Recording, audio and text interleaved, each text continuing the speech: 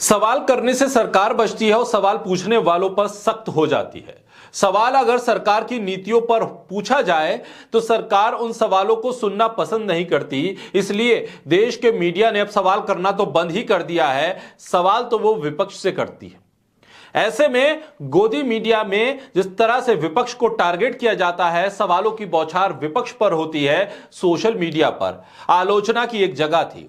Social media पर सरकार के नीति और नियत पर सवाल उठाने की एक जगह थी। एक अभिव्यक्ति की आजादी का प्लेटफॉर्म था। उस पर भी सरकार अब सख्त हो रही है, उस पर भी अंकुश लगा रही है। और यह बात बार बार साबित हो रही है, और साबित सिर्फ उन लोगों के जरिए नहीं हो रही जिन लोगों की आवाज को दबाया जाता है, बल्कि उन लोगों के जरिए हो रही है जो सोशल मीडिया को चलाते हैं। यानी कि सोशल मीडिया के मालिक अब यह कह रहे हैं कि भारत में सोशल मीडिया पर अभिव्यक्ति की आजादी को खतरा है। इसके लिए भारत सरकार दबाव बना रही है। ऐसी ही बात ट्विटर के जरिए अब एक बार फिर सामने आई है, जो अब ट्विटर से एक्स हो गया है। नए मालिक ने दावा कर दिया है कि मोदी सरकार ने किसान आंदोलन से जुड़े हुए कई लोगों को ब्लॉक करने के लिए कह दिया, और किसान आंदोलन और सरकार की नीतियों की आलोचना करने से यह सरकार बचना चाहती है। और ऐसे में इस सरकार ने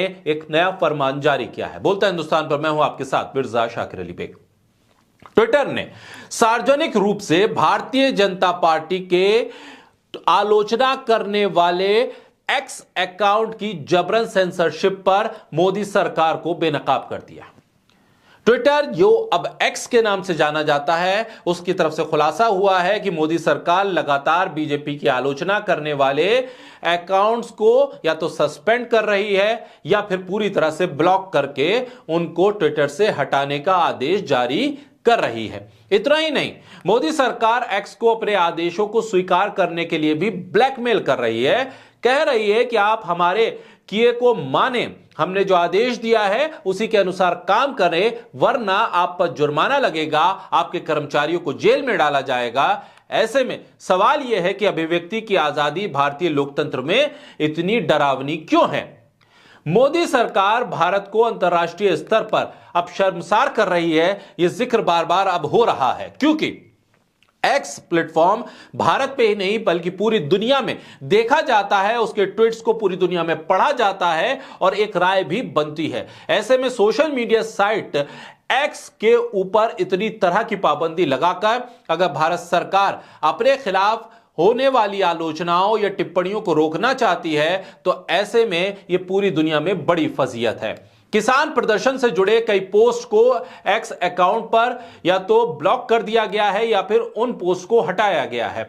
एक्स के ग्लोबल मामलों को देखने वाले अकाउंट्स ने भारत सरकार के इस आदेश को लेकर एक बयान जारी किया है। उन्होंने अपने बयान में कहा है कि भारत सरकार ने आदेश जारी किया है जिसमें एक्स के कुछ अकाउंट्स और पोस्ट पर कार्रवाई करने के लिए कहा गया है। कहा गया है कि इन अकाउंट्स को और पोस्ट को ब्लॉक किया जाए, क्योंकि ये भारत के कानून के मुताबिक दंडनीय है।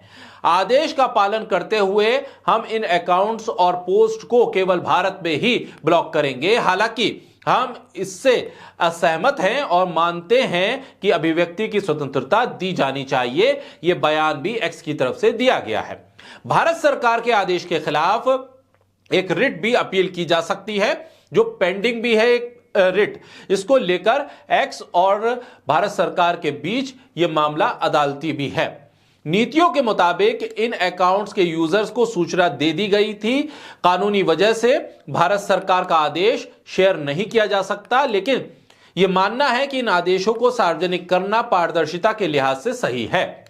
यह पहली बार नहीं है जब सोशल मीडिया पर मोदी सरकार ने दबाव बनाया हो। साल 2023 में ट्विटर के संस्थापक और पूर्व सीईओ जैक डॉर्सी ने एक इंटरव्यू के दौरान दावा किया था कि भारत सरकार ने किसान आंदोलन के दौरान, जब पहली बार किसान आंदोलन शुरू हुआ था, उस दौरान सरकार ने उन्हें यानी कि ट्विटर को बंद करने की धमकी तक दे दी थी। जैक डॉर्सी ने दावा किया था अपने इंटरव्यू में कि उनसे भारत के कई ऐसे पत्रकारों के अकाउंट्स बंद करने के लिए कहा गया था जो सरकार के आलोचक थे।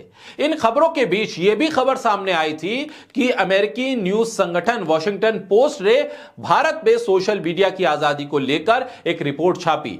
इसने अंदरूनी सूत्रों के हवाले से दावा किया था कि सालों से अमेरिकी टेक्नोलॉजी कंपनी के पदाधिकारियों और भारतीय अधिकारियों के बीच हर दूसरे हफ्ते एक मीटिंग होती थी। खबर के मुताबिक ये लोग तय करते थे कि ट्विटर, फेसबुक और यूट्यूब पर क्या कहा जा सकता है, क्या नहीं। इस रिपोर्ट्स के मुताबिक इन सीक्रेट मीटिंग्स को अनौपचारिक रूप से 69A बैठक कहा जाता था। यह नाम भी आईटी एक्ट के सेक्शन 69A से आया है, जो सरकार को विशेष परिस्थितियों में सूचनाओं को रोकने का अधिकार देता है। इन बैठकों में भारत की सूचना प्रौद्योगिकी, सुरक्षा और खुफिया एजेंसियों के अधिकारी होते थे और वो सोशल मीडिया पोस्ट की एक लिस्ट देते थे जिन्हें वो हटाना चाहते थे, ये कहते हुए कि इन पोस्ट से भारत की संप्रभुता और राष्ट्रीय सुरक्षा को खतरा है, इससे ज्यादा पोस्ट ट्विटर हटा दे। किसान आंदोलन के चलते अलग अलग किसान नेताओं और पत्रकार के अकाउंट्स को सस्पेंड किया गया है।